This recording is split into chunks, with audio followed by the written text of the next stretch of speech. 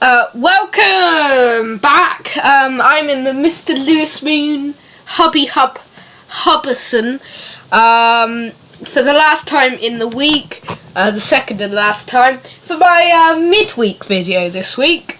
And obviously I've done 6 first opinions now. We've watched 6 episodes of Doctor Who Series 10. So today I am going to be doing my halfway review of Doctor Who Series 10. So I will be dissecting and reviewing, giving some basic thoughts of Series 10 so far, so the first half of it, because yes, we're halfway through. I will be giving my order of the series so far, if you didn't catch it before. And I will be telling you a bit of what's to come in the next 6 episodes. So, Series 10, for me, has been very impressive and very positive on my front. It's had an intriguing set of episodes. 6 episodes which I believe had different settings for each and had different sort of ideas to them, and I found this mixture of stories really great. I thought Bill Potts has all the companion attributes you need, and she's brilliant. I love Bill, and Pearl McKee portrays her so well, and Bill has been one of my favourite things in this series. She's been a breath of fresh air, more like the sort of RTD, sort of Rose, Martha, Donna, more relatable characters. Unlike Clara or Amy, who sort of went a bit too complex. So far we've got this really great companion who hasn't got any special powers, or she's not got anything secret behind her so far, so she's really good as a companion. And also Nardole I've been really impressed by, alongside Peter Capaldi, who of course has been brilliant. He's one of my favourite Doctors. He's always so great as an actor. Definitely in Series 9 he impressed me so much, and he's been great this series every episode, and there's never a weak point for Capaldi. But yeah, Nardole's impressed me after a sort of awful appearance in The Husbands of River Song. I've been quite impressed by Nardole. He's had this sort of funny comic addition to the series, sometimes when not needed, but sometimes when perfectly fitted. And in Extremis and Oxygen, he has been fantastic, absolutely amazing. So let's go and talk about the pilot. So the pilot was one of my favourite episodes of one of my favourite season openers of Doctor Who. I thought it was this really good introduction to the show, this wide, amazing show that I and Dr. Cool and so many of the Whovians have been used to for 50 years or less, however long you've been watching it. You could have been watching it for 54 years, you could have been watching it for about 5 to 10 years like me, or you could have just started watching it with Series 10. And I think the pilot was the perfect start. We got to see the universe from Bill's eyes. It sort of reintroduced the TARDIS, the Doctor, the sonic screwdriver, the concepts inside of the TARDIS, so like the chameleon circuit, and also it even featured Daleks in possibly the weakest move of the episode, was a useless monster cameo, and the Daleks were yet again featured in a very useless cameo. However, the episode impressed me, and it was a very enjoyable start to the series, which made me want more. And I said at the start, if you remember from First Opinion, or I think I probably said this, and I said if every episode is as good as this, then Series 10 will be amazing. So let's move on. Smile, Series 10, Episode 2. Not as great as Episode 1, the pilot, and probably the weakest, if not the second weakest outing of Series 10 so far. However, the episode did impress me. The emoji bots weren't as awful as I thought. I thought the guest stars very underused, but it looked amazing. It looked so picturesque and stunning. And the look of Series 10 has been really impressive. I've loved the visuals. And Bill was great. We got to see more behind her, more of the questions she asked. And it was sort of like a two-hander, basically. It was a very big character piece episode. Another one which featured a very minimum cast. Despite the ending, which I found a bit stupid, I really did like the first 2/3 as Peter Capaldi and Pearl McKee played this really great duo episode. And it was just basically them who I would praise for that episode, because they were, the acting was marvellous on their behalf. Moving on, Episode 3, Thin Ice, going back to the Regency era. We've never been to the Regency era, but we have been to many Victorian escapades. The Doctor and Bill, once again, great performances from them, because I praise them every episode. You sort of expect them to be good nowadays.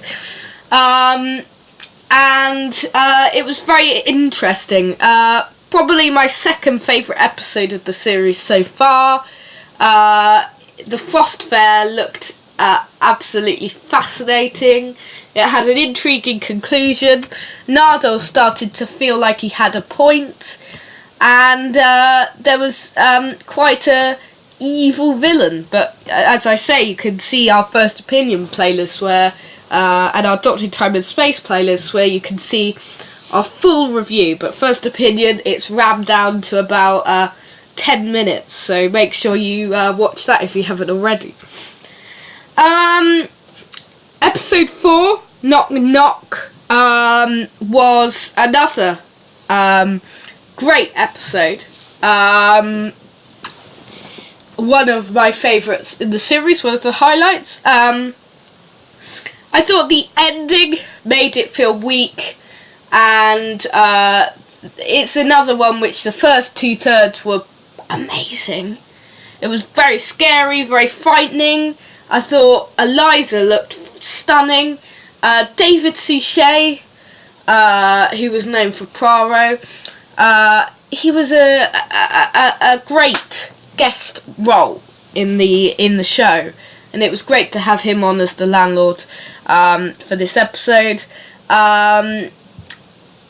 Bill and the Doctor, another great performance, and yeah, but the ending did let it down.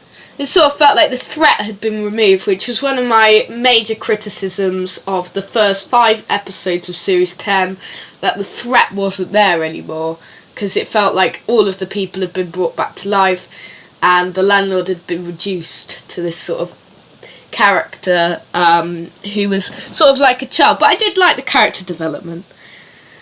Episode 5, Oxygen, was by far my favourite episode of Series 10.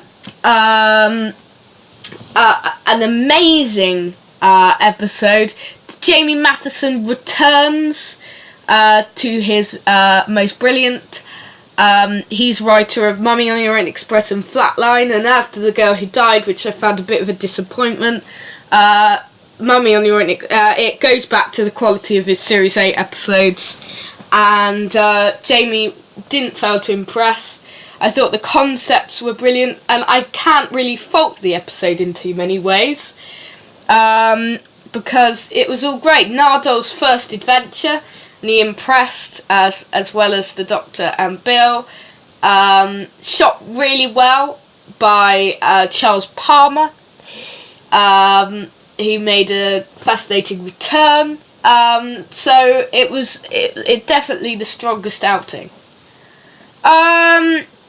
Then we move on to episode 6, Extremis. Now, I haven't had time to watch this episode twice yet, but I will by the time of the next episode of Doctor Who Time and Space on Podomatic, episode 213. But Extremis didn't impress me too much. I found it an overly complicated script and definitely the weakest outing of Series 10 so far. It felt like everything Series 10 shouldn't be. We did have Nardole at probably his best performance so far. Missy. The Missy scenes were interesting. And it looked great again.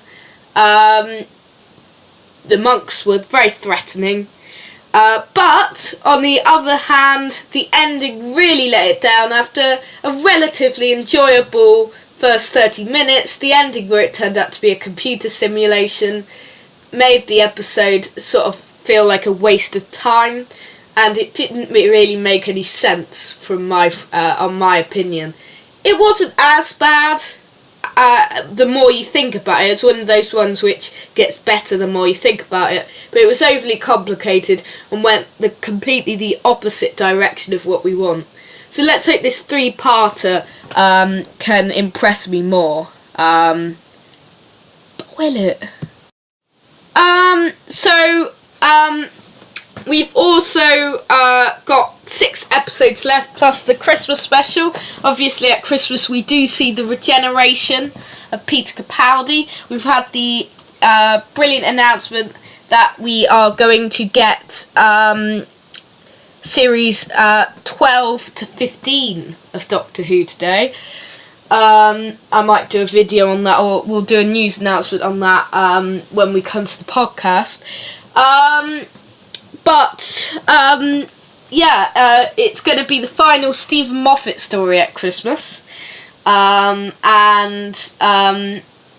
don't know the title of it yet, but we've got the new regeneration, the first regeneration, before Chris Chibnall comes in. Presumably a new companion will come in, and Peter Capaldi will depart for the next candidate, who at the time of recording this has yet to be confirmed, but rumours are high for people like Chris Marshall, Luke Treadaway, Sacha Dhawan, and Phoebe Waller-Bridge. But yet to come in Series 10, before all of that excitement on Christmas Day, we do have the conclusion of the 3-parter, the Monk Invasion, Monk Apocalypse. We'll have that over the next 2 weeks, and I'll be presenting my first opinions on that. We will have the Ice Warriors return in the Empress of Mars, which will follow Pyramid at the End of the World and Live the Land. Mark Gatiss will be back. Hopefully he can impress more than his awful script, which is Sleep No More. Classic Who writer Rona Monroe returns for the first time to write Eaters of Light, which is really exciting, and I'll tell you why in a couple of episodes' time. And then we have the epic 2-part finale. John Sim will return as the Master for the first ever double Master story. I'm really excited for his return. And obviously the Mondasian Cybermen will be back for the first time, the original Cybermen. If you don't know what they look like, the image is right up there of Peter Capaldi facing the Mondasian Cybermen. Yeah, they've got cloth faces, human hands like the original design in 1966, which is William Hartnell's final story. Obviously, there's rumours that David Bradley could return as the First Doctor. Thank you for joining me today. I will be back on Sunday for my first opinion on the Pyramid at the End of the World. Until then, it's goodbye from me, Lewis Moon, and I'll see you soon. Goodbye.